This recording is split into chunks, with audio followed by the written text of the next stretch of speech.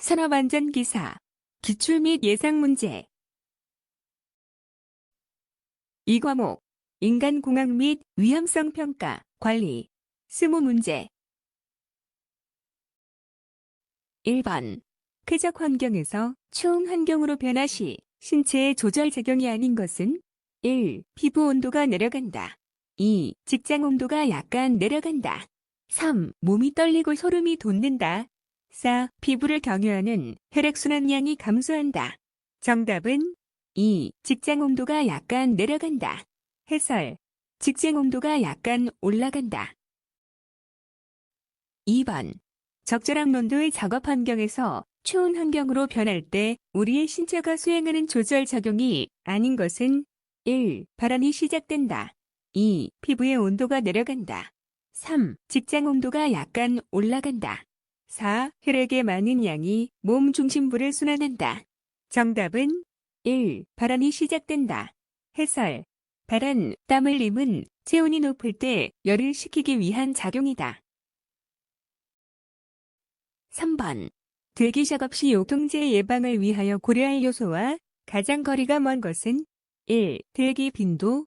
2. 작업자 신장. 3. 손잡이 형상. 4. 허리 비대칭, 각도. 정답은 2. 작업자 신장. 해설.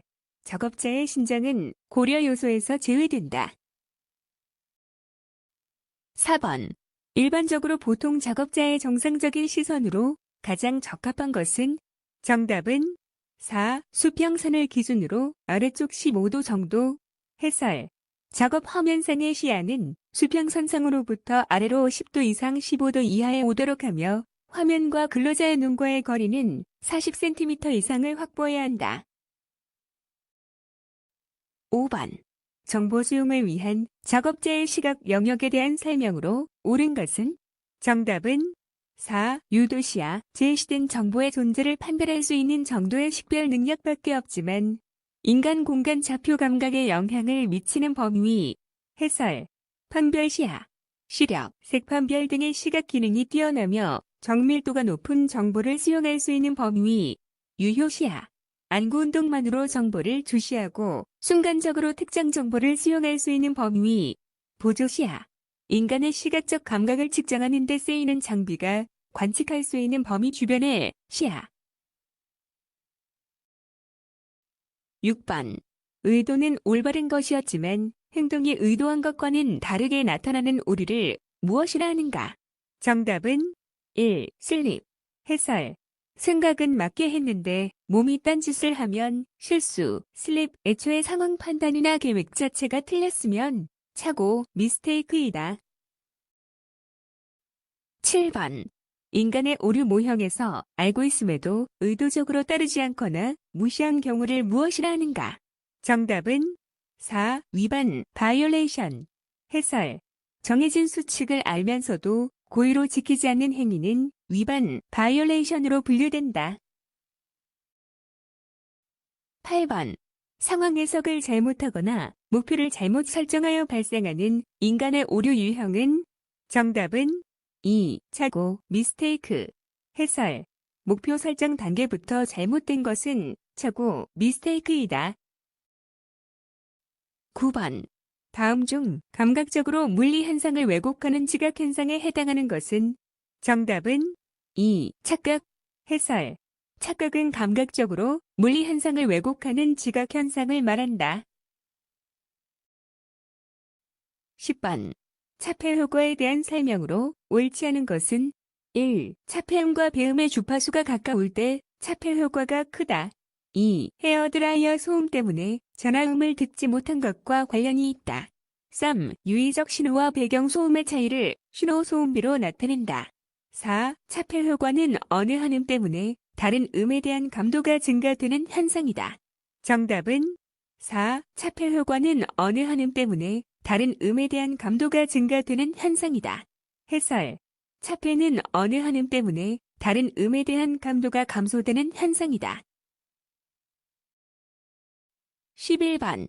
경계 및 경보 신호의 설계 지침으로 틀린 것은 1. 주의를 환기시키기 위하여 변조된 신호를 사용한다. 2. 배경소음의 진동수와 다른 진동수의 신호를 사용한다. 3. 귀는 중음역에 민감하므로 500에서 3000Hz의 진동수를 사용한다. 4. 300m 이상의 장거리용으로는 1000Hz를 초과하는 진동수를 사용한다.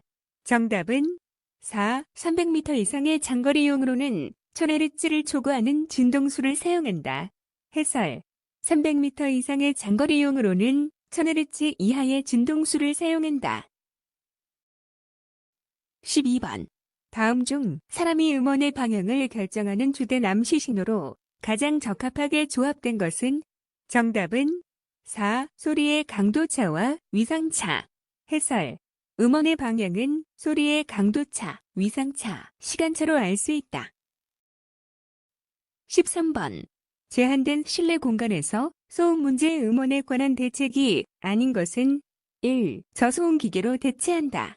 2. 소음 발생원을 밀폐한다. 3. 방음 보호구를 착용한다. 4. 소음 발생원을 제거한다. 정답은 3. 방음 보호구를 착용한다. 해설 방음 보호구, 귀마개 등은 수음자에 대한 대책으로 소음 문제의 음원에 관한 대책이라고 볼 수 없다. 14번.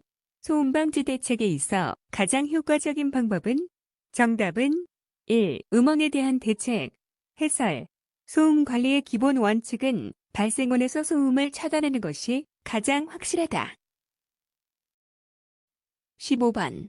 다음 중 제한된 실내 공간에서의 소음 문제에 대한 대책으로 가장 적절하지 않은 것은?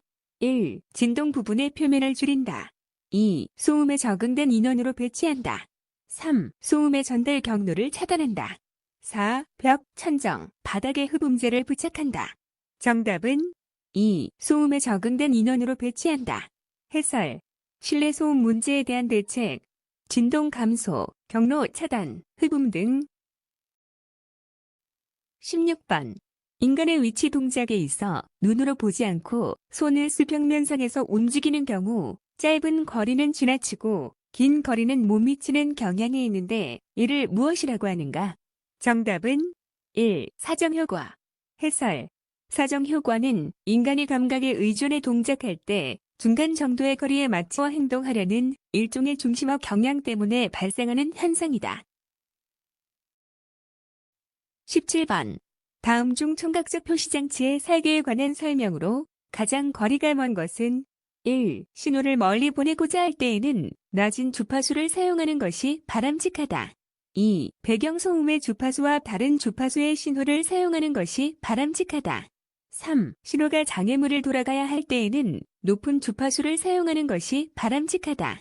4. 경보는 청취자에게 위급 상황에 대한 정보를 제공하는 것이 바람직하다. 정답은 3. 신호가 장애물을 돌아가야 할 때에는 높은 주파수를 사용하는 것이 바람직하다. 해설 신호가 장애물을 돌아가야 할 때에는 낮은 주파수를 사용하는 것이 바람직하다. 18번. 시각적 표시장치보다 청각적 표시장치의 사용이 바람직한 경우는? 정답은 3. 전원이 즉각적인 행동을 요구하는 경우.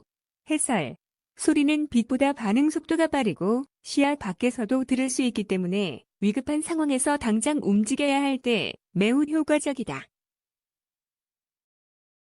19번. 다음 중 청각적 표시장치보다 시각적 표시장치를 이용하는 경우가 더 유리한 경우는? 정답은 2. 메시지가 추후에 재참조되는 경우. 해설 시각 정보는 나중에 다시 확인할 수 있다. 20번. 청각적 표시장치의 설계 시 적용하는 일반 원리에 대한 설명으로 틀린 것은? 1. 양립성이란 긴급용 신호일 때는 낮은 주파수를 사용하는 것을 의미한다. 2. 검역성이란 조작자에 대한 입력 신호는 꼭 필요한 정보만을 제공하는 것이다. 3. 근사성이란 복잡한 정보를 나타내고자 할 때 2단계의 신호를 고려하는 것이다. 4. 분리성이란 두 가지 이상의 채널을 듣고 있다면 각 채널의 주파수가 분리되어 있어야 한다는 의미이다. 정답은 1. 양립성이란 긴급용 신호일 때는 낮은 주파수를 사용하는 것을 의미한다. 해설 양립성이란 긴급용 신호일 때는 높은 주파수를 사용하는 것을 의미한다. 수고하셨습니다.